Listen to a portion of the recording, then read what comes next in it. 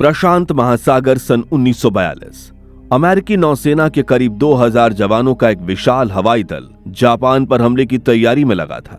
इसी मिशन के तहत अमेरिकन फाइटर प्लेन्स का एक दल सीधा जापान की दिशा में रवाना हुआ था। उन्हीं में से एक फाइटर प्लेन को लीड कर रहे थे चीफ हेरोल्ड डिक्सन, जो एक अनुभवी नेवी पायलट थे। उनके साथ दो और जवान थे, रेडियोमैन टोनी पास्टूला और बॉम्बार्डियर जीन एल्ड्रिच।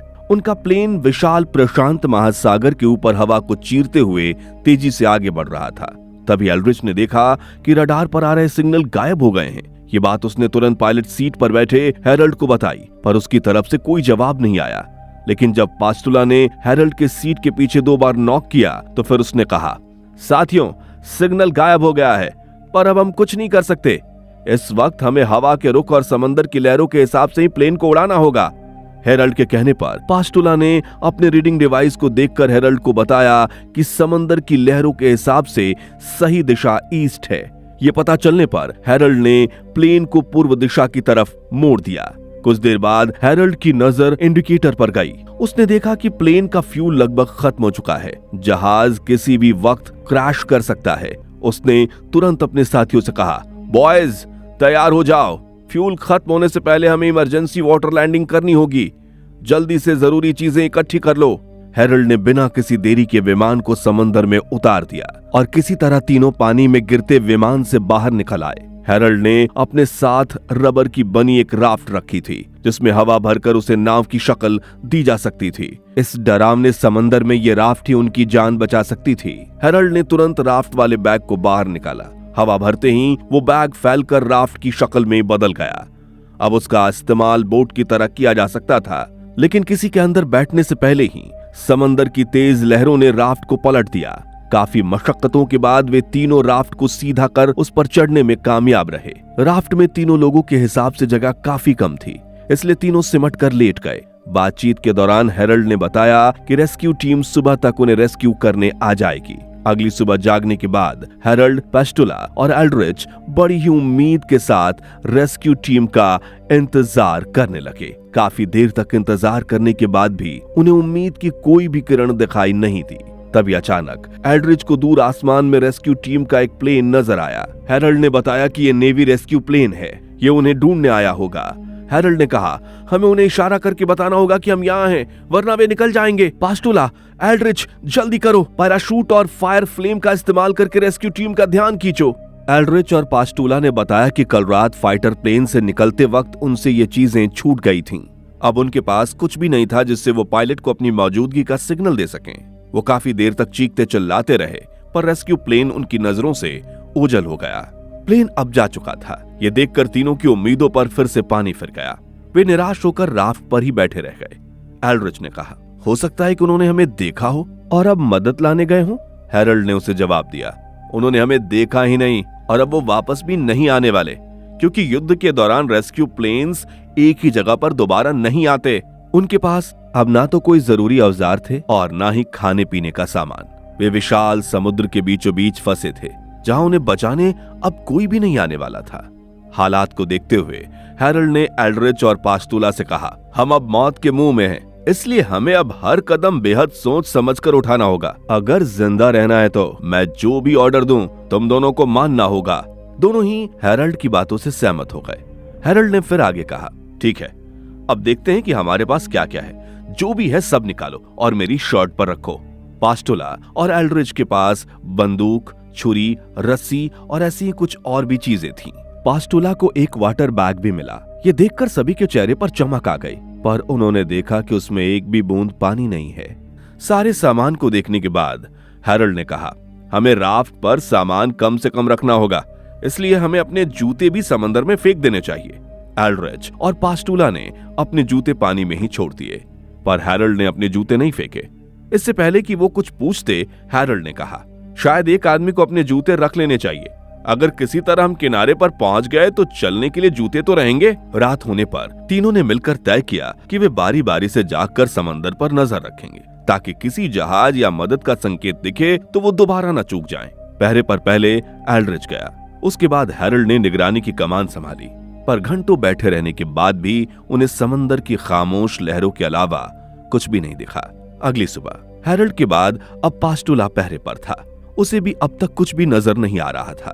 पास्टुला ने हैरल्ड से पूछा, चीफ, अभी हमारी पोजीशन क्या है? हैरल्ड ने बताया कि वे अभी हवाई से लगभग 1900 मील, सामोआ से 1000 और साउथ अमेरिका से लगभग 6000 मील दूर हैं। फिर वो अपने शर्ट के एक धागे को हवा में लहराकर हवा की गति का अंदाजा लगाने की कोशिश करने लगा। हैरल्ड ने आगे बताया कि समुद्री हवा अभी 22 किलोमीटर प्रति घंटे की रफ्तार से चल रही है, जो एक समतल सतह वाले राफ्ट को तेजी से आगे बढ़ने में अच्छी मदद कर सकता है। उन्हें बस ये चिंता थी कि कहीं उनकी राफ्ट बहती हुई जापानियों के समुद्री इलाके में न चली जाए। अब उन्हें जोर की भूख भी लगने लगी थी, लेकिन काफी चीजों के साथ साथ खाने का सामान भी फाइटर प्लेन में ही छूट गया था। अगर जल्दी उन्हें खाने और पीने की चीजें नहीं मिलती तो उनके मरने की नौबत आ जाती। तभी एल्ड्रिच के दिमाग में आया कि उनके पास खाना ना सही, समंदर में मछलियां तो हैं। अगर वे किसी तरह मछलियां पकड़ पाते तो उनके खाने का इंतजाम हो जाता। हैरल्ड ने उसकी हाँ में हाँ मिलाते हुए कहा, आइडिया तो अच्छा है, पर हमारे पास फिशिंग रॉड नहीं है। हम अपने बैग को एक बार चेक कर सकते हैं। हमने इमरजेंसी के लिए कुछ चीजें तो रखी थी, शायद उसी में से कुछ ऐसा मिल जाए जिससे हम मछली पकड़ने का जुगाड़ कर सके। एल्ड्रिच ने जब बैग चेक किया तो उसमें उसे एक रस्सी मिली। पास्टुला के पास बंदूक की 2 मैगजीन्स भी थीं, जिसमें से उसने एक मैगजीन से स्प्रिंग निकालकर उससे मछली पकड़ने का हुक बना लिया। उसके बाद हुक को रस्सी से बांधकर उसे फिशिंग रॉड का रूप दे दिया और चारे के तौर पर रुमाल का एक छोटा सा टुकड़ा फाड़कर हुक में फंसा दिया। अब यह हुक बिल्कुल एक फिशिंग रॉड की तरह काम करने वाला था। एल्ड्रिच ने हुक को पानी में फेंका। कुछ ही पलों के इंतजार के बाद रस्सी खिंचने लगी। एल्ड्रिच ने खुश होते हुए कहा, लगता है मछली फंस गई है। वो रस्सी को अपनी ओर खींचने लगा, पर पूरी ताकत लगाने के बावजूद भी वो मछली को ऊपर नहीं ला पा रहा था। शायद दूसरी तरफ साधारण मछली की जगह कोई ऐसा जीव था जिसकी ताकत एल्ड्रिच से भी ज्यादा थी। एल्ड्रिच के और जोर लगाने पर रस्सी टूट गई और वो पीछे की ओर धड़ाम से गिर पड़ा। एल्ड्रिच और पास्टुला ने जब पानी में झांका तो वहां उन्हें कुछ भी नजर नहीं आया। एल्ड्रिच ने कहा, लगता है अभी नीचे जो कोई भी था वो हमसे ज्यादा भूखा था। अब तक सूरज सर पर चढ़ाया था।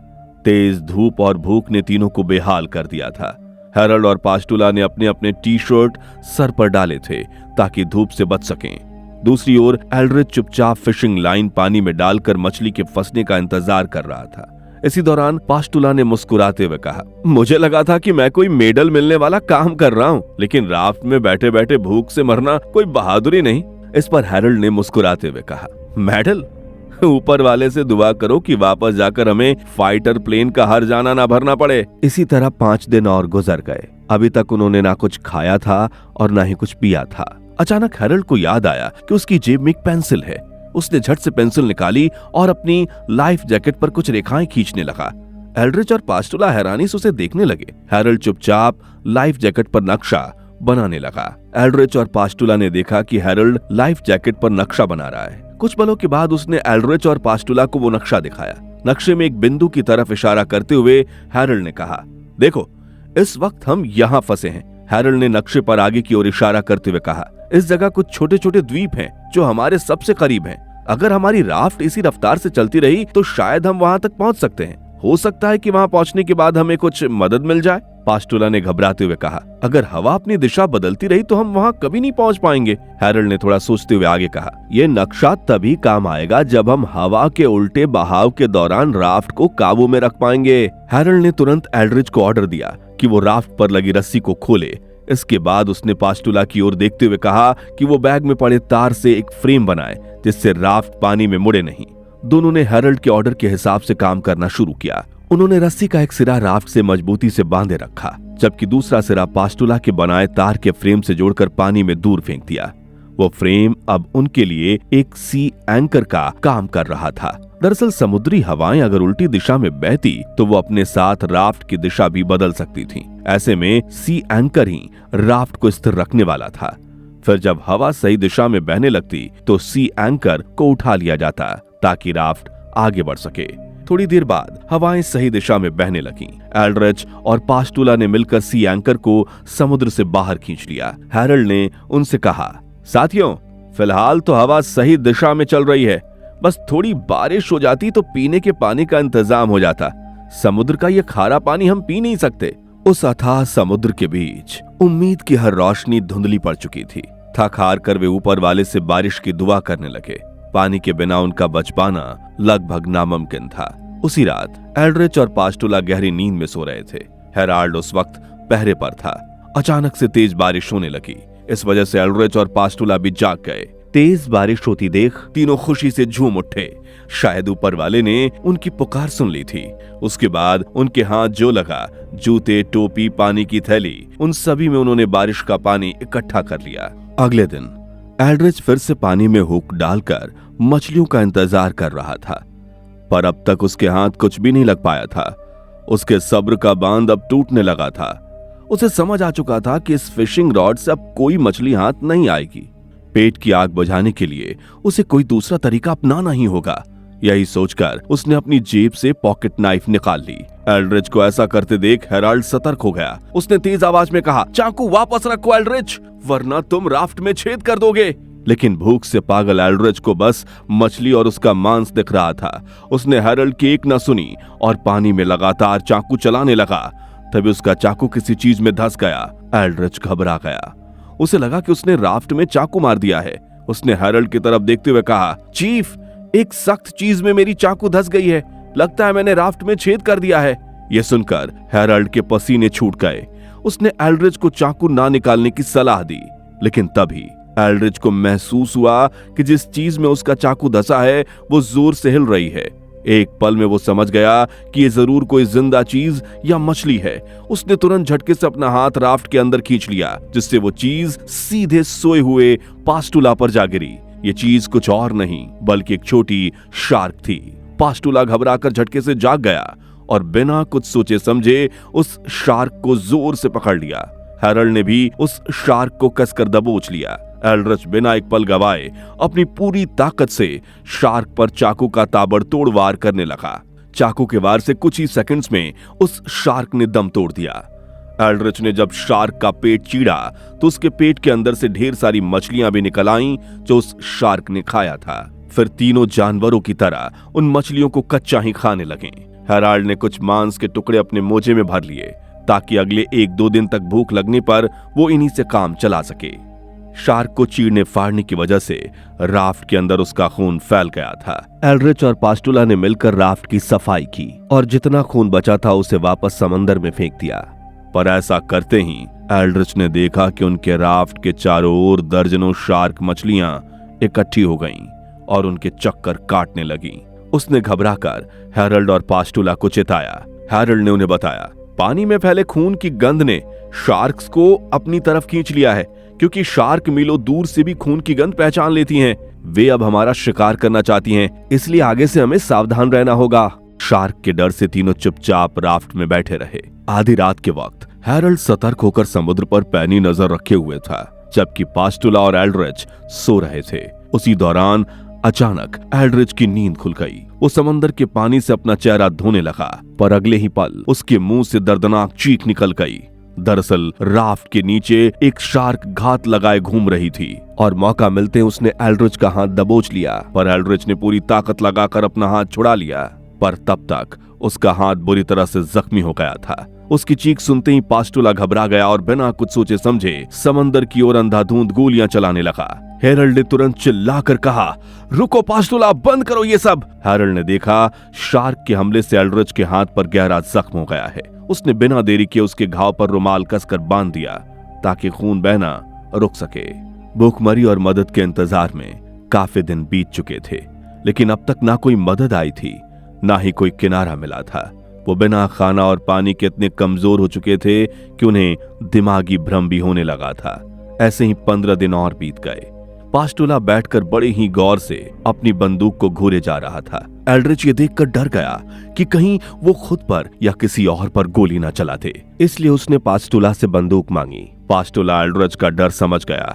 उसने उसे बंदूक थमाते हुए कमजोर आवाज में कहा, मैं कुछ गलत नहीं करने वाला। हाथ में बंदूक लेने के बाद एल्ड्रिच ने बंदूक सोते हुए हेराल्ड की तरफ तान दी। ये देखकर पास्टुला का दिल जोर से धड़कने लगा। उसने घबराते हुए पूछा, ये तुम क्या कर रहे हो? एल्ड्रिच ने उसकी बात बीच में काटते हुए कहा, खाना चाहिए या नहीं? पास्टुला समझ गया था कि एल्ड्रिच भूख मिटाने के लिए हेराल्ड को मारने वाला है। वो उसे रोक पाता उससे पहले ही एल्ड्रिच ने गोली दाग दी, पर उसका निशाना हेराल्ड नहीं बल्कि राफ्ट के किनारे पर बैठा एक सीगल था। गोली की आवाज से हैरल्ड की नींद खुल गई। यह समझ आते ही कि उन्होंने सीगल का शिकार किया है, उसने बिना किसी की परवाह किए पानी में तुरंत छलांग लगा दी ताकि मरे हुए सीगल को राफ्ट में ला सके।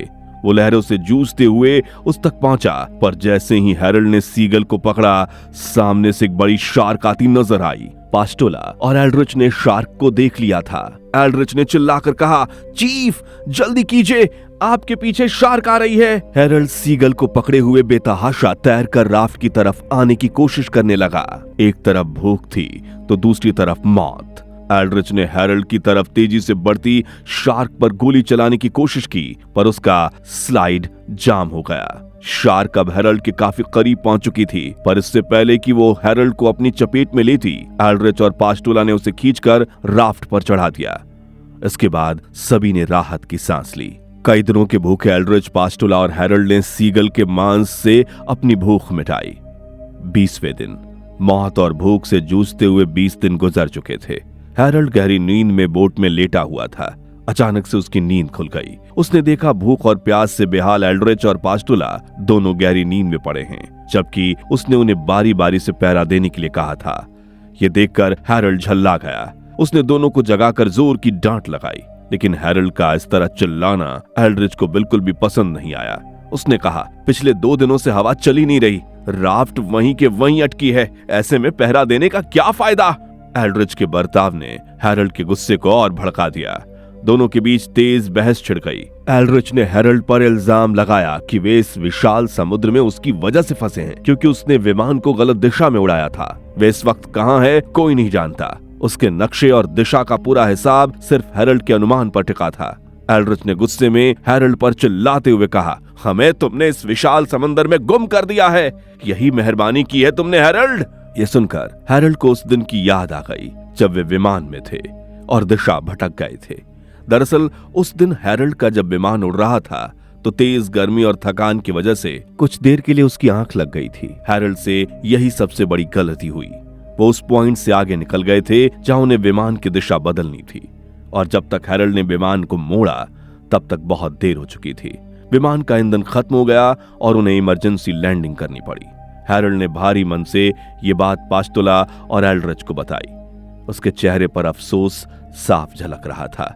उसने एल्ड्रिच और पास्टोला से कहा, तुमने सही कहा, मैं एक ऐसा पायलट हूं जिसने अपना जहाज खो दिया और अपने साथ साथ सबकी जान जोखिम में डाल दी। मैं नहीं जानता कि मैं इस गलती की भरपाई कैसे करूंगा। मुझे माफ कर दो दोस्तों। हैरल्ड की पछतावे से भरी बातों ने एल्ड्रिच और पास्टोला का गुस्सा ठंडा कर दिया। फिर एल्ड्रिच ने नक्शे को देखते हुए कहा, हो सकता है यह नक्शा पूरी तरह सही ना हो, लेकिन आइलैंड पर पहुंचने की हमारी आखिरी उम्मीद यही है। हवा भी नहीं चल रही थी, जिस वजह से राफ्ट हिल तक नहीं रही थी। यह देखकर पास्टोला ने कहा, लगता है अब हवा भी हमें खुद ही बनानी पड़ेगी। तभी हैरल्ड को एक तरकीब सूझी। उसने अपने जूते का ऊपरी हिस्सा काट कर 2 चप्पू बना लिए। वे जूते के सोल को चप्पू की तरह इस्तेमाल करके राफ्ट को आगे बढ़ाने लगे। 30वें दिन। लगातार भूख और प्यास से जूझने की वजह से अब तीनों के पास जरा भी ताकत नहीं बची थी। वे मुर्दे की तरह बोट में लेटे थे, पर उसी शाम आसमान में काले घने बादल उमड़ आए। शायद अब बारिश होने वाली थी। तीनों की आंखों में चमक फिर से लौट आई। कुछ ही देर में तेज बारिश शुरू हो गई। इस बारिश ने उनकी कई दिनों की प्यास बुझा दी थी। उन्होंने आगे कुछ दिनों के लिए थोड़ा पानी भी इकट्ठा कर लिया था। तभी मौसम का रुख बदलने लगा। हैरल्ड ने ऊपर देखा, बादल 2 अलग दिशाओं में बह रहे थे। उसे कुछ गड़बड़ लगी। उसने कहा, मुझे ये अच्छा नहीं लग रहा। बादल उल्टी दिशाओं में जा रहे हैं, शायद तूफान आने वाला है। अभी वो कुछ और समझ पाता कि तभी हवा और जोरों से बहने लगी। हैरल्ड ने आवाज लगाई, तैयार रहो, तूफान आ चुका है। हैरल्ड ने एक लाइफ जैकेट एल्ड्रिच की तरफ फेंकी और कहा, इसे पकड़ो, याद है ना तुम तैर नहीं सकते। तभी पानी में एक विशाल लहर उठी और उसके टकराते ही पूरी बोट उलट गई। तीनों समुद्र में गिर पड़े और वे उफनते तूफान से खुद को संभालने की कोशिश करने लगे। इसी अफरा तफरी में पास्टोला उनकी नजरों से ओझल हो गया। हैरल्ड ने चारों ओर जब नजर दौड़ाई तो वो कहीं भी दिखाई नहीं दे रहा था। घबराकर उसने उसका नाम पुकारा, लेकिन कोई भी जवाब नहीं मिला। चारों ओर बस तेज लहरें ही दिखाई पड़ रही थीं। काफी देर तक पास्टोला को आवाज देने के बाद एल्ड्रिच जब मुड़ा तो उसने देखा कि पास्टोला ने राफ्ट को दूसरी ओर से पकड़ रखा है। हैरल्ड और एल्ड्रिच ने राहत की सांस ली। उसके बाद सभी ने मिलकर राफ्ट को सीधा किया और उसमें चढ़ गए। अगले दिन तीनों लाश की तरह राफ्ट पर पड़े हुए थे। बदन सूख चुके थे, होंठ फटे हुए और आंखों में बस नाउम्मीदी ही नजर आ रही थी। पास्टुला ने सवाल किया, अगर हम में से कोई मर गया तो लाश का क्या करेंगे? हैरल्ड ने फीकी मुस्कान के साथ कहा, एल्ड्रिच, तुम तो हमेशा खाने की बात करते हो, तो तुम लीवर खा लेना या दिल, अगर मिल जाए तो। हैरल्ड ने आगे कहा कि अगर वे किसी तरह इस मुश्किल से बच जाते हैं तो वो एल्ड्रिच और पास्टुला दोनों को मेडल दिलवाएगा। पर अब शायद वे बच भी गए तो हैरल्ड का कोर्ट मार्शल हो जाता। एल्ड्रिच और पास्टुला ने कहा उन्हें नहीं लगता कि चीफ ने ऐसा कुछ किया जिसकी वजह से उसका कोर्ट मार्शल किया जाना चाहिए। ये सुनकर हैरल्ड की आंखें भर आई। एल्ड्रिच ने कहा, इंसान अपनी जिंदगी के फैसले खुद करता है, पर आखिरी फैसला हमेशा ऊपर वाले का होता है, तो हमें अब अफसोस करने की जरूरत नहीं। इस पर पास्टुला किसी तरह हिम्मत जुटाकर उठ बैठा और कहा, अगर ये ऊपर वाले की मर्जी है तो इसका मतलब वो चाहता है कि हम अपना सफर पूरा करें। हम इतनी दूर आकर हार नहीं मान सकते। पास्टुला की ये बात सुनकर हैरल्ड और एल्ड्रिच की हिम्मत लौट आई। तीनों ने खुद को संभाला और लेटे लेटे ही अपने हाथों का चप्पू की तरह इस्तेमाल करने लगे ताकि राफ्ट आगे बढ़ सके। लेकिन कुछ ही मिनटों में उनकी सांसें फूलने लगीं, हाथ सुन्न पड़ गए और धीरे धीरे उनका हौसला टूटने लगा। वे बेजान होकर राफ्ट में लेट गए। हैरल्ड ने देखा कि पास्टुला काफी देर से बिल्कुल भी हिलडुल नहीं रहा है। उसने उसे 2-3 बार आवाज दी, लेकिन कोई जवाब नहीं मिला। हैरल्ड को लगा शायद पास्टुला अब जिंदा नहीं रहा। उसने धीरे से एल्ड्रिच को भी इशारा किया। कुछ पल के लिए उन दोनों के बीच सन्नाटा छा गया, पर तभी अचानक पास्टुला ने अपनी आंखें झपकाई। ये देखकर हैरल्ड और एल्ड्रिच ने राहत की सांस ली। कुछ देर बाद एल्ड्रिच को अचानक थोड़ी दूर पर हरियाली नजर आई। उसने तुरंत हैरल्ड को बताया। ये सुनकर हैरल्ड और पास्टुला ने भी उस तरफ देखा। सामने का नजारा देखकर सभी खुशी के मारे पागल हो गए। हैरल्ड ने चिल्लाकर कहा, हम कामयाब रहे दोस्तों, हमने मौत को हरा दिया। उनके सामने एक टापू नजर आ रहा था जिसका नाम था पुका पुका आइलैंड। जैसे तैसे उन्होंने थोड़ी बची हुई दूरी भी पार कर ली और किनारे तक पहुंच गए। उन्हें खुद पर यकीन नहीं हो रहा था कि वे अब भी जिंदा हैं। लगभग 34 दिनों तक उन्होंने विशाल समंदर में करीब 1000 मील का सफर तय किया था और आखिरकार मौत के मुंह से निकलकर जमीन पर लौट आए थे। हैरल्ड को उसकी बहादुरी के लिए नेवी क्रॉस से सम्मानित किया गया, जो अमेरिका के बड़े सैन्य अवार्ड्स में से एक माना जाता है। लेकिन इस घटना के बाद उसने दोबारा कभी उड़ान नहीं भरी। दूसरी तरफ पास्टुला की हालत बाद में इतनी बिगड़ गई कि वो नेवी में अपनी सर्विस जारी नहीं रख पाया। 1986 में उसकी मौत हो गई। उसकी आखिरी ख्वाहिश के मुताबिक उसकी राख को समुद्र में बहा दिया गया, उसी जगह जहां उन्होंने जिंदगी और मौत की सबसे बड़ी लड़ाई लड़ी थी। एल्ड्रिच ने नेवी में बतौर रेडियो मैन अपनी ड्यूटी जारी रखी और आगे भी अपना करियर उसी में बनाया। हैरल्ड, पास्टुला और एल्ड्रिच ने साबित कर दिया था कि चाहे मुसीबत कितनी भी बड़ी क्यों ना हो, इंसान तब तक नहीं हारता जब तक वो खुद हार मानने का फैसला ना कर ले। असल जिंदगी में भी हमें कई बार ऐसा लगता है कि रास्ते बिल्कुल खत्म हो चुके हैं, लेकिन एक छोटी सी उम्मीद भी अंधेरे में दिए की तरह हमें आगे बढ़ने की ताकत दे देती है। दोस्तों, उम्मीद है आपको ये कहानी पसंद आई होगी। अगर हाँ तो इस वीडियो पर एक लाइक जरूर कर दें और ऐसी ही बेहतरीन फिल्म की कहानियों के लिए हमारे चैनल शॉर्ट फ्लिक्स को सब्सक्राइब करना ना भूलें। मिलते हैं एक और जबरदस्त कहानी के साथ, तब तक के लिए धन्यवाद।